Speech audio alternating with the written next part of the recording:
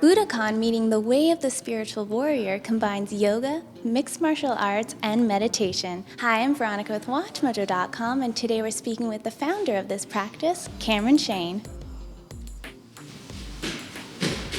So what is Budokon? Budokon is a blend of yoga, martial arts, and living arts. And by living arts, I mean it is a total exploration of how you think, how you feel, how you relate, how you eat, how you exist in the environment that sustains you, and how you move. Now, this is something that you developed to help with some of your struggles. Can you tell us about that process? Growing up as a young man and having a particular temperament, as we all have a specific temperament, fight or flight, I have a very fight temperament, so I know I can control how I respond to what happens to me. And so I started that journey. And that journey first led me into martial arts when I was 12, because I recognized even at a very young age that I wanted to control, I had a great desire to control that fire in me.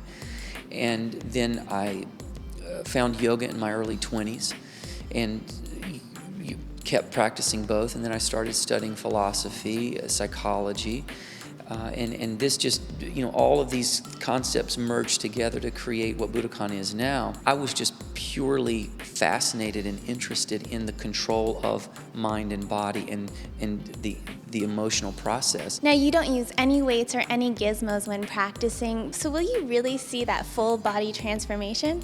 A person in their most natural state, or in their most natural environment, is simply pulling, pushing, climbing, swimming, moving, jumping, leaping, turning.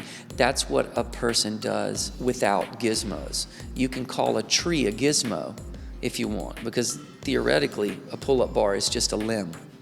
So if you put a person into their natural state, which would look something like a jungle gym, then they can achieve absolute control and power. Now, you say that some of the biggest problems that people have today is that they don't understand how their body moves. What do you mean by that? The first thing you have to do is get your butt out of a chair and get onto the floor and reconnect to what you used to have, which was a very elastic body because you were a child. But it was elastic because it was fresh and it was being used in its full range all the time. You were sitting on the ground, you were crawling, you were moving, you were coming up, you were coming down. That's where you stayed.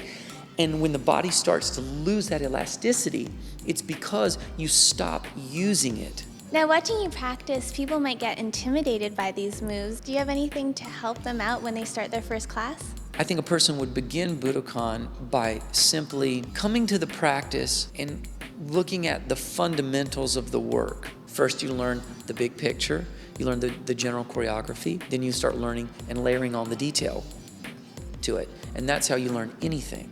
After practicing Budokon, what changes will you notice? Your body will find its natural expression. It will be the weight it's supposed to be. Your muscles will be as strong and lean as they're supposed to be because you're working, you're moving with them in a very natural way. Well, thank you very much. It was so great having you. Thank you. It was my pleasure to be here. Thank you for having me.